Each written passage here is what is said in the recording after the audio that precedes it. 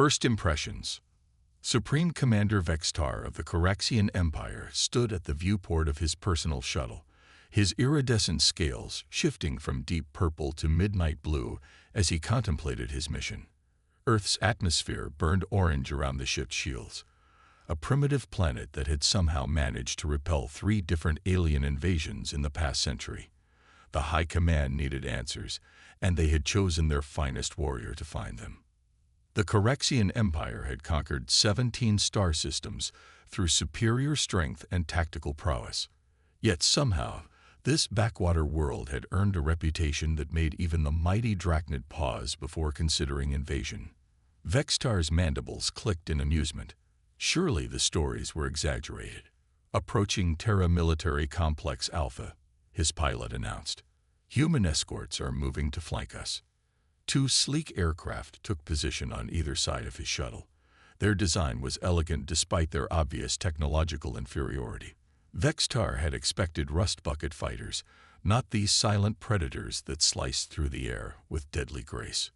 The landing pad came into view, a massive platform embedded in what the humans called the Rocky Mountains. The facility sprawled across several peaks, connected by bridges that seemed to defy gravity. Training fields and obstacle courses dotted the valleys below, while the main academic complex had been carved directly into the mountain itself. Not quite the mud huts you expected, Commander. Captain Lyra, his human liaison, met him at the bottom of the shuttle ramp.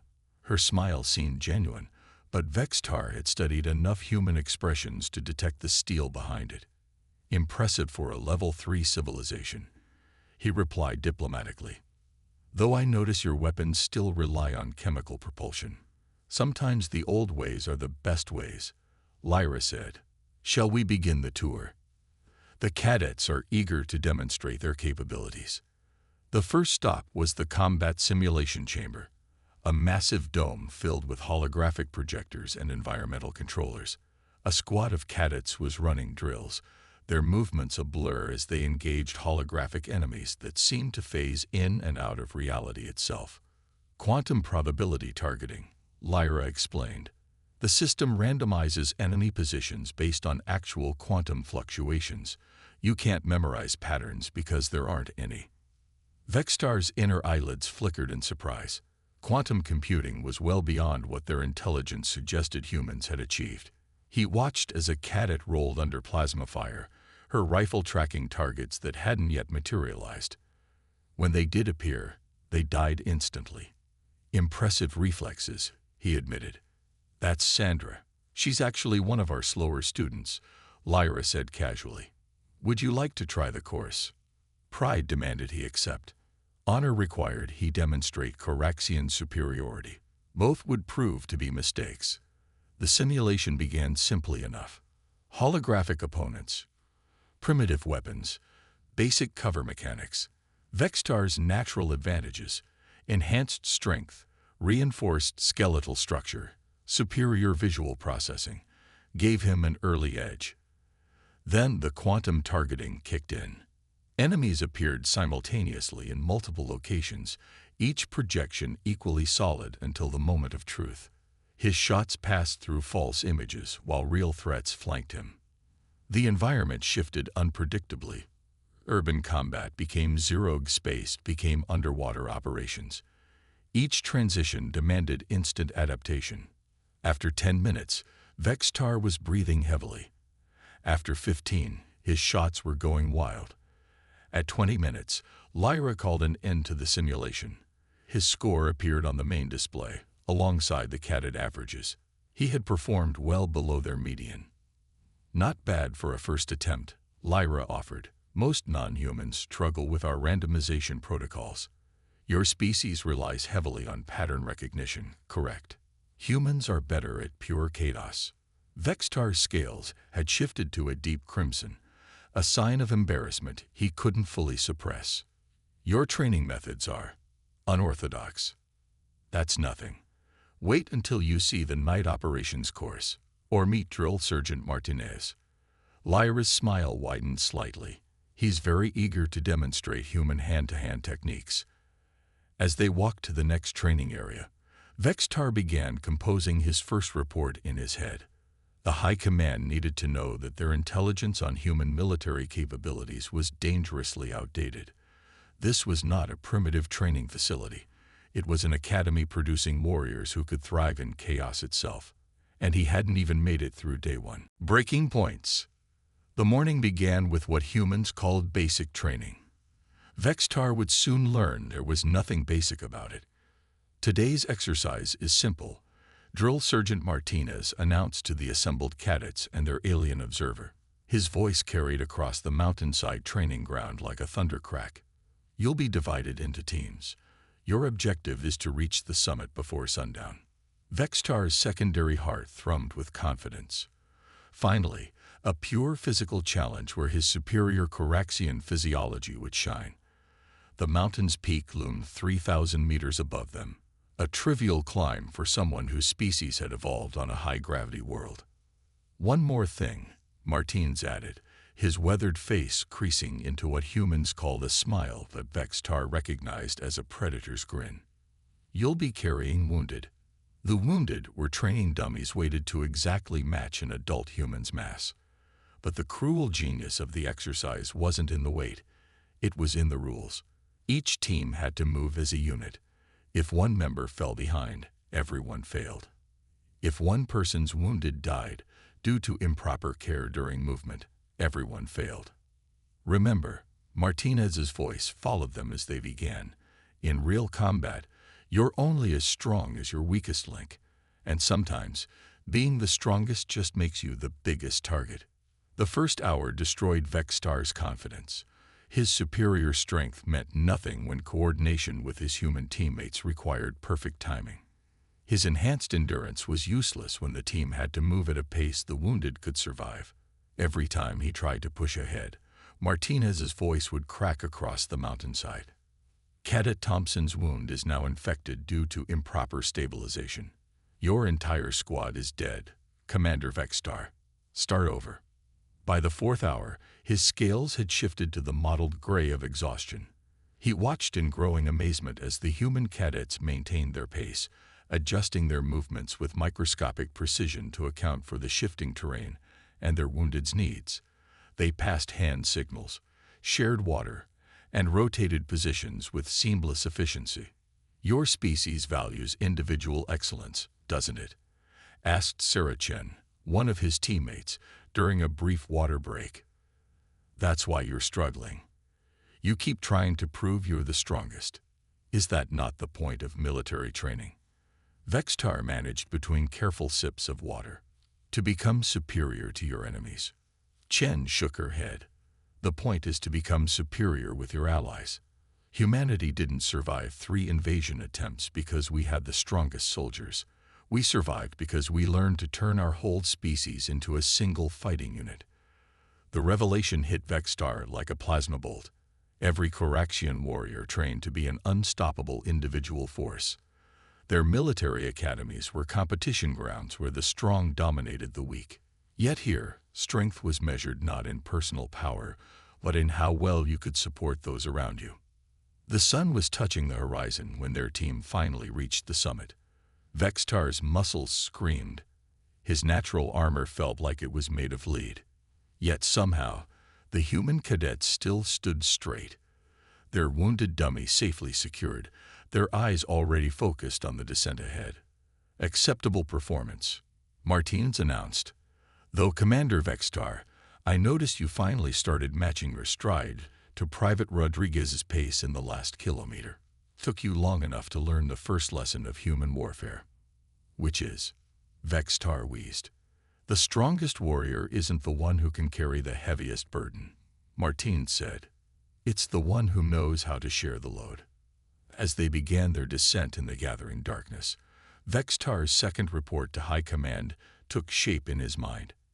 He needed to explain how humans had turned their greatest weakness, their physical inferiority, into their greatest strength. They had built their entire military doctrine around the assumption that no single soldier could win a war. And somehow, that made them more dangerous than any race of super soldiers could ever be. The night exercise. Night ops separate the soldiers from the civilians, Lieutenant Chen briefed the assembled team as darkness fell over the Rocky Mountains. But tonight's exercise has a twist. No tech assistance allowed. Vextar's mandibles twitched in satisfaction. Finally, an advantage. Corexian vision was naturally adapted to darkness, a gift from their evolutionary history as nocturnal predators. The human cadets would be virtually blind. The scenario is simple, Chen continued. A hostile force has seized our quantum communications array in Sector 7. Standard infiltration and recovery operation. Commander Vextar will observe Team Alpha's approach. The target facility sprawled across a valley 2 kilometers away, its silhouette barely visible against the starlit sky. Vextar could already spot at least 20 defensive positions with his enhanced vision. This would be a slaughter.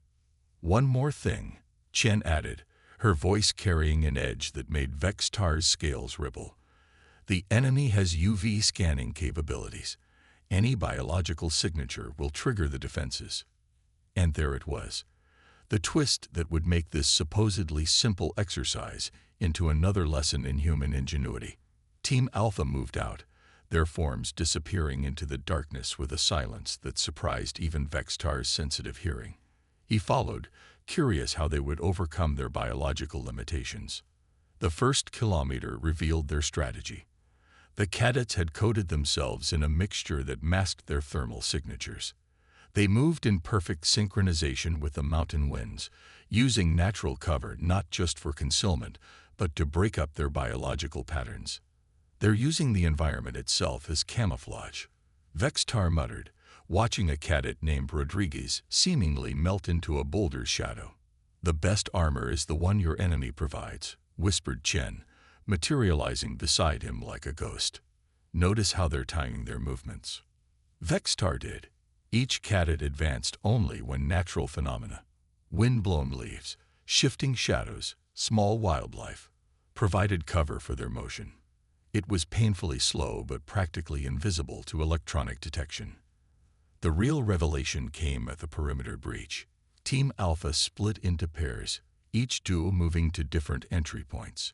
Vextar expected them to begin their assault. Instead, they waited, and waited, and waited. For 43 agonizing minutes, they remained absolutely motionless.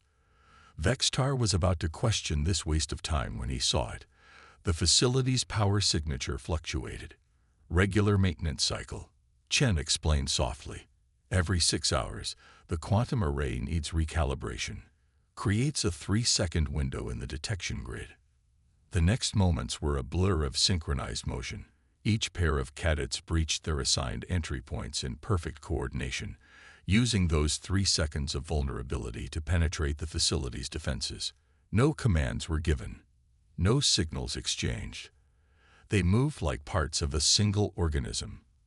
Inside, Team Alpha demonstrated why humans had earned their reputation for tactical flexibility. They didn't just avoid patrols. They created patterns of background noise that masked their movements. They didn't just disable security systems. They'd reprogrammed them to show normal operations, while the team moved freely through blind spots.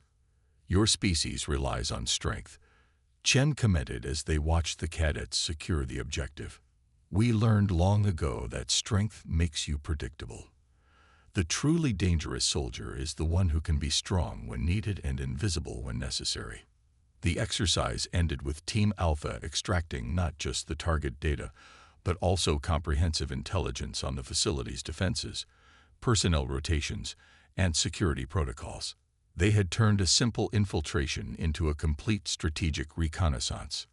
In real combat, Chen added, noting Vextar's amazement, that intel would be more valuable than the primary objective. Knowledge multiplies force. As they walked back to base, Vextar contemplated his third report to High Command. How could he explain that humans had transformed their natural weaknesses, poor night vision, limited strength, vulnerable biology, into tactical advantages? They didn't just adapt to their limitations, they built entire strategies around them. The Corexian military doctrine was based on overwhelming force. But here was a species that had mastered the art of victory without engagement, strength without force, and conquest without destruction. For the first time in his military career, Vextar felt something he had never expected. Fear, not of human weapons or technology, but of their endless capacity to turn disadvantage into opportunity. The night exercise had proven that darkness wasn't their weakness.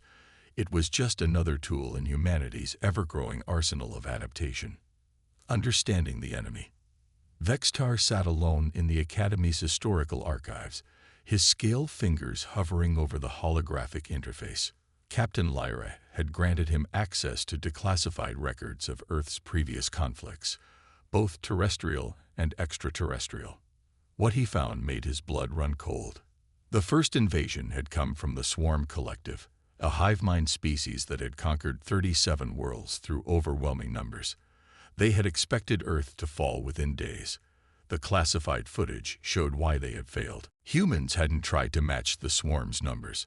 Instead, they had turned their cities into elaborate traps, using their own infrastructure as weapons. Subway systems became ambush tunnels.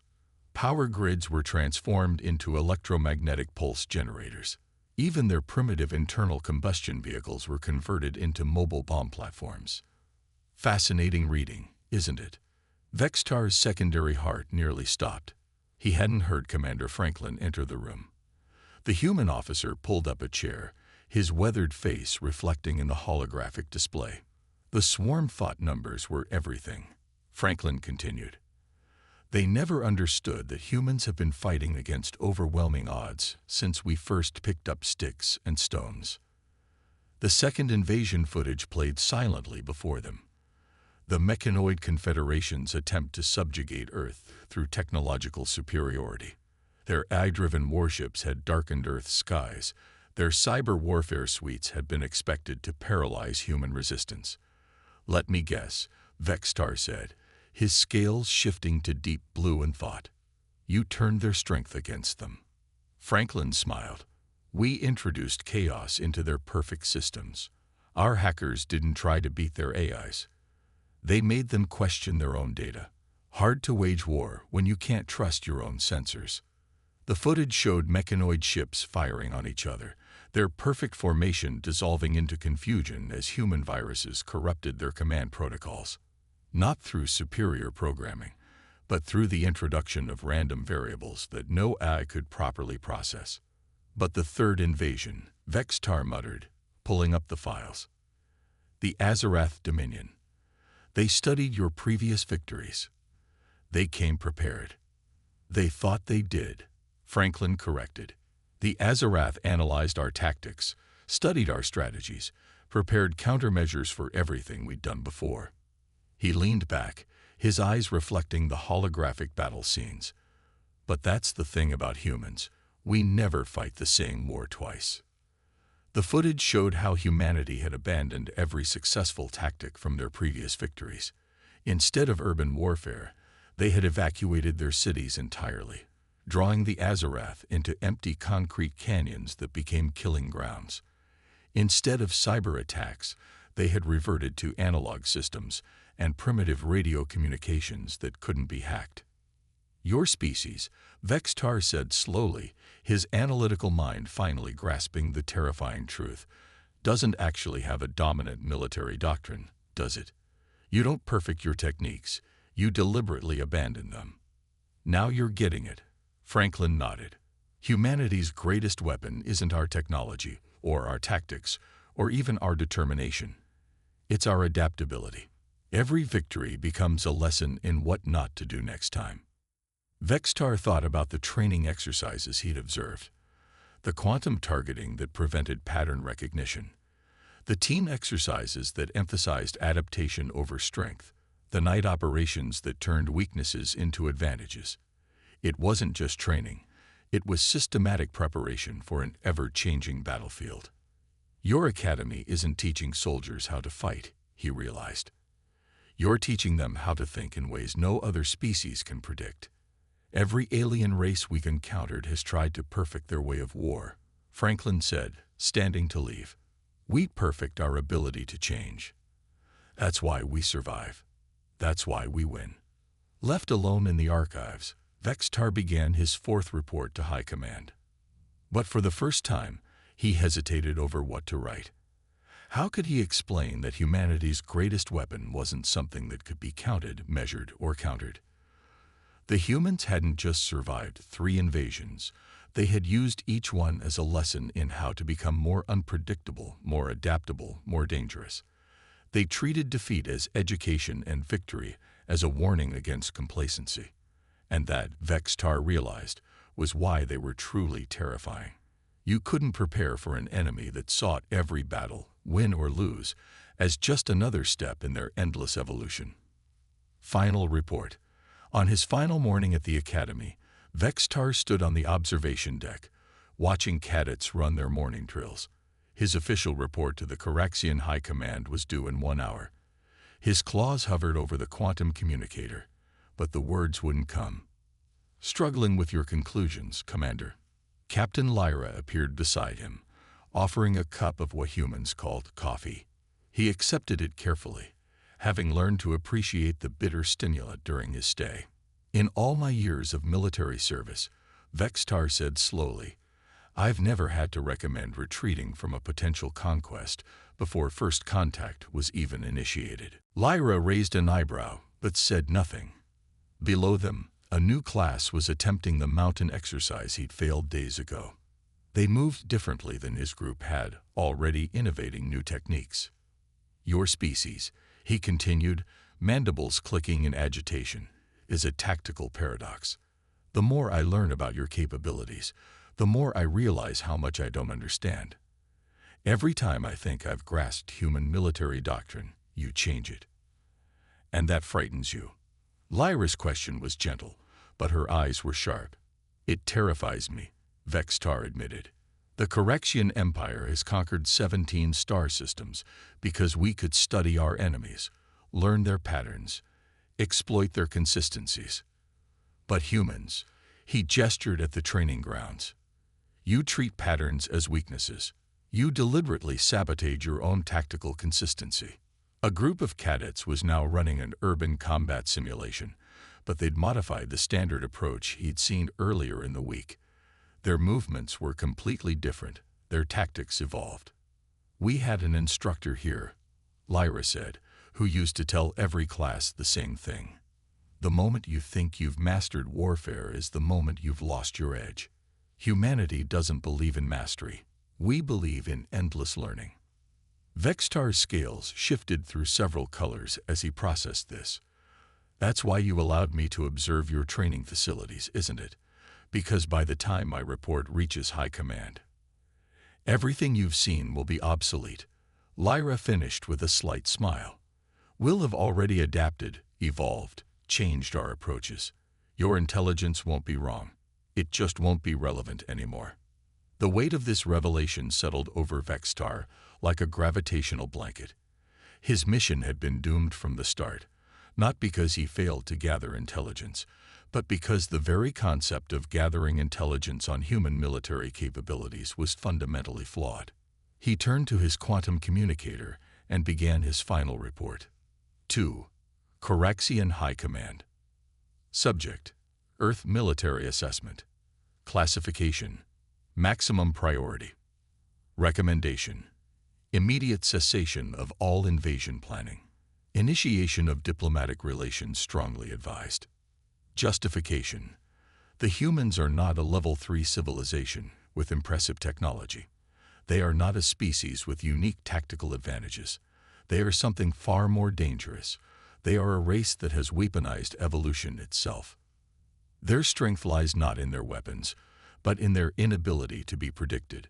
Not in their technology, but in their capacity to abandon it for something new. Not in their military doctrine, but in their systematic rejection of doctrine itself. To invade Earth would not be to face an enemy we don't understand. It would be to face an enemy that deliberately makes itself impossible to understand. The humans have a saying: "The only constant is change." They have built their entire civilization around this principle. To fight them would be to fight an enemy that views defeat as education and victory as a reason to completely reinvent themselves. Final assessment: Earth must not be considered a potential conquest target. Instead, I strongly recommend considering them as potential allies, because the only thing more dangerous than having humans as enemies would be allowing another empire to have them as friends. End report. Vextar sent the transmission and turned to Lyra. I suspect this will end my military career. Or begin a new one, she replied, offering her hand in the human gesture of friendship. Earth is always looking for combat instructors who can bring new perspectives to our training programs.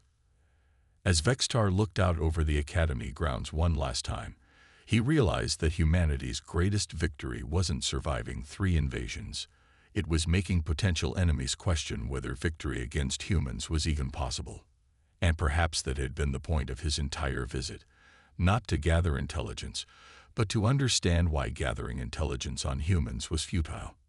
In evolving constantly, they had achieved the ultimate defensive strategy. They had made themselves impossible to truly know.